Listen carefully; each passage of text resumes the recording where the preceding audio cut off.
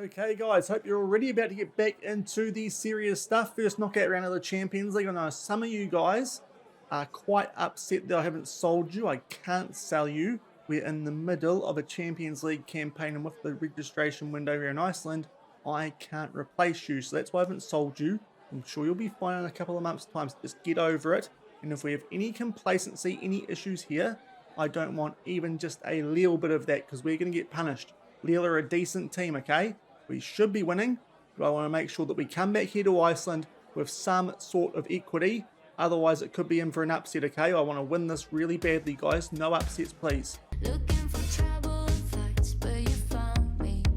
No, I'm a screw up, but baby, I'm glad you're someone to rely on, someone to rely on. No, I'm a screw up, but baby, I could be someone to rely on, someone to rely on, someone to rely on. Hello, everyone, and welcome to episode number 173 of Husavik Heroes here on Shaun Does FM. I hope you are doing well, and coming up in today's episode, we play the first leg of the first knockout round for the 2036 Champions League. We take on Lille in France. As well as that, we'll do a little bit of an update on what has happened in the pre-season, as well, of course, as what has happened so far as well, transfer-wise, early on here in 2036. So if you are looking forward to today's episode, then do remember to go down below, leave a thumbs up on the video, and if you haven't done so already and are enjoying this series here on the channel, also remember to hit that subscribe button and turn that notification bell on as well. It is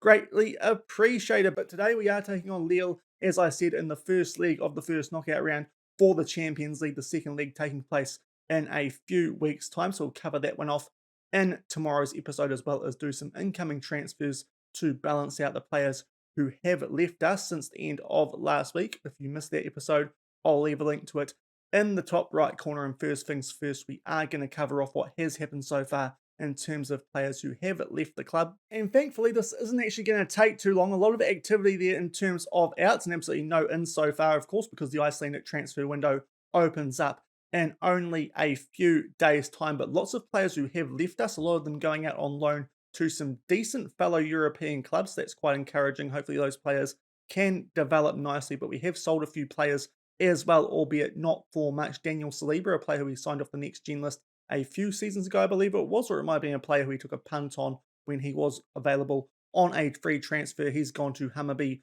for £30,000. We make a little bit of money there after picking him up on a free transfer a few seasons ago, and further up, a few youngsters who came through previous youth intakes have gone to HK. That is Sigurdur Son. He's gone to HK for £100,000, as has Bjarni Olafsson, who was quite a promising young striker but wasn't going to get any game time here. He has gone to Nuts KR. Hopefully he can help them out come the start of the next European season. Of course, those guys are going to be in a Europa League playoff, but mainly what I've been doing this transfer window so far is getting rid of youngsters who weren't going to cut the grade and loaning out some players as well who weren't going to get a lot of game time for us here at Völsungur this season. So not too much damage done there in terms of outgoings. We still have the core, which we did have come at the group stages of the Champions League last week. We do have a few players in terms of our dynamics who are bringing things down just a little bit, albeit going into this game, things are actually a lot better than I thought they would be. But Basaroge, Hans Voss,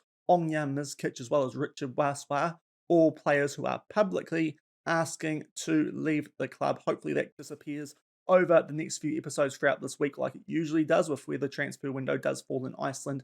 That's usually what happens. Basaroge wants to leave every single transfer window. He usually gets over it, and hopefully that's going to be the case with all of these players. I will say we actually got a bid in on European transfer deadline day for Hans Voss from Cologne for £67 million with a 30% of next sale clause. I had transfer offers for him turned off completely, so didn't even get to consider that one. In hindsight, probably would have taken that one, albeit Hans Voss these days is homegrown in club and at nations, and maybe it's a good thing that I didn't have the choice there. But those are the sort of offers we are talking about for a player like Hans Voss. £67 million, probably would have taken that. I think it is fair to say he has a decent bit of potential, but not a heap. He's probably not going to rise to the same level that Aga Tigre is, so he might have been able to reinvest that money into a more promising younger right winger. So a little bit disappointed that I did turn off those transfer offers for Hans Voss in particular, because 67 million for him would have been quite good, even though we did spend nearly 20 million on him to get him out of Ajax a few seasons ago. But as you can see, a few players who are disappointed here at the club. Hopefully that's not going to affect us too negatively come these upcoming Champions League knockouts. But everyone who was here for the group stages of the Champions League last season is still here. But one thing that you do need to consider is that one player is going to be leaving us sooner rather than later, albeit a player who is not getting much game time here these days, and that player is Ian Carlo, the long-time member here at Völsungur, one of the longest players who's been here at the club these days. He told us he wanted to leave and he is going back to Brazil to join Internacional come the start of March. So he's here for today's game, but will be gone by tomorrow's one, the second leg against Lille. Getting 2.3 million for him, but as I said, that will go through before the second leg back here in Iceland in tomorrow's episode. But as you can see, most players there are fit and available. Filippo Donelli has a slight injury concern, but I think he's going to be okay to play through this one. He's just nearly back from that little injury. I think he can get through the 90 minutes if we have any issues. Richard Baswa is there on the bench to cover, but a strong team. But the one big addition, of course, is that Omnja Mizkic is back from his injury. That is a big return for us. It means we've got quite a strong looking team these days. Just that left back slight issue that we might look to improve in the transfer window. Not too sure how soon we are going to do that. We will wait and see, but pretty strong team. The one other change we have had to make, though, somewhat related to that left wing position, Jonata has suffered a hamstring strain in the preseason. He's out for another 12 days to 4 weeks. That means that on the bench, where he would have usually gone, now that Mizkic is back, Hans Voss will step into him, but very similar team to what we had come the latter stages of last week. Pretty much the only change is that Mizkic will come in where Jonata was in that starting 11. I think that does make us a little bit stronger here for this first knockout round, where we do take on a Lille team who do currently find themselves still third in League A. No super scary names in that team like we mentioned at the end of last week, and while they are third in League A, they are quite some distance behind PSG, 16 points. So I'd like to think we can get through these 2 legs in these next few episodes fairly safely and continue our defence of our Champions League crown. In terms of our pre-season, it has been a pretty good one, apart from those little annoying transfer bids that have come in to try and upset our players. We did go on a little bit of a pre-season tour to South Korea, picked up some decent results over there, and either side of that pretty good as well. We took on HK in an Ian Carlo testimonial, only picked up a draw in this one, but that was with a rotated team, so that's why that result does look a little bit disappointing. But off the back of that, in a lot stronger form, and because we're on the last match day for the first knockout round, it does mean we've actually played a few more Deal to Car games than we sometimes do prior to the first leg of the Champions League knockouts, picking up wins over Prota, KA, and then Yarvik. That most recent one was with our rotation team, but it has meant that our first rotation has been able to play 2 serious competitive games going into this upcoming tie against Lille. And a quick look at what has happened so far in the first knockout round first legs. You can see PSG taking a lead to England for the second leg there against Man City. Dortmund and Juventus are tied up in to take a 1-0 lead to Old Trafford. So a few of the competition favourites there are behind at the halfway stage. In this first knockout round, Liverpool 1-0 up over Barcelona. Hertha Berlin 3-1 behind against Chelsea. So Chelsea look like they are going to be quite strong this season, potentially based on what they did in the group stages as well. And AC Milan and Bayern Munich are locked up at 0-0. It is us and Lille and Arsenal taking on Real Madrid on this final match day for the first leg of these first knockout round ties. But we are about to get into the action as we travel to France and hopefully can bring back a decent result to take into that second leg come tomorrow here in Iceland. And we'll be back with the action shortly from the Stade Pierre-Mauroy. And here are the team sheets for this first leg of the first knockout round. There are Lille. They look very similar to what we did see before on the club info page. Vertical tiki-taka 4-4-2 according to our scouts. Quite a similar team to us in terms of ability, which does seem interesting. I'd like to think we're a bit stronger than these guys in terms of us. As I said, Mizkic comes straight in for Jonata, and hopefully we can take a decent result back for the second leg in Iceland tomorrow. And we go forward to the 20-minute mark for our first highlight in this one. Lille are in the red and the black. It does look like, thought it might be blue, but it is black. We are in our green home uniform here in France, and so far Lille look like they are on the front foot here with this highlight. Just one shot so far in this game. It was in Lille's favour, and they find a little bit of space here down the wings as Rami makes his way towards the byline, plays that back for McKeeve, a decent winger, all the way back there to Harvey Elliott as well, gets in behind our defence, and that shot goes just over the bar there by the former Liverpool man, and just like that, it does remain 0-0, but Lille do go quite closely. They do look quite dangerous down that right-hand side with McKeeve playing in the midfield as well as Harvey Elliott. A ball over the top there, trying to find Adam Saki from the subsequent highlight, but the Lille goalkeeper does come out and deal with that and tries to get them here on the front foot yet again. It is Harvey Elliott. Nice ball in behind here for Rami in a lot of space, and Lautaro Avando will put that away in the bottom right corner. And so far, Lille have been well and truly on top of us, and they get some reward for that. So we're going to have to get our act into here pretty soon here, I think it is fair to say. Hopefully that wakes us up, but good overlap there from Lille after the goalkeeper got them back on the front foot, and a good simple tap in there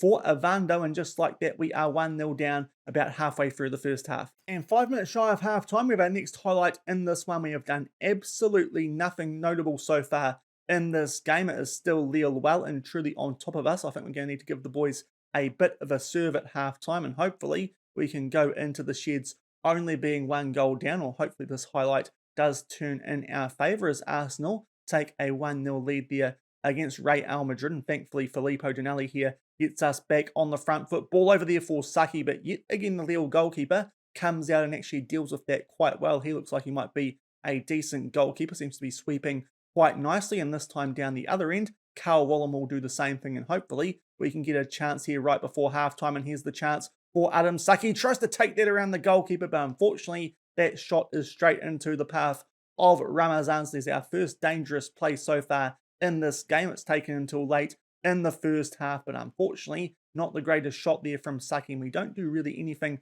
off the subsequent corner. Looks like we're going into half-time 1-0 down. And as suspected, we do go into the sheds 1-0 down, albeit we did get a good little late burst there in that first half. As you can see, that XG graph did go up quite late, and then more shots, more on target, a higher XG, but the big chance there for Ovando got put away. We'll tell the boys they've been terrible so far, because they haven't. Hopefully we can strike back here in the second half. And a few minutes into the second half, we start off here with a throw-in for Lille inside the final third, and this does look like quite a dangerous position for them. Avando gets a shot off. It takes a big deflection there off of Husni. I'm hoping he was offside.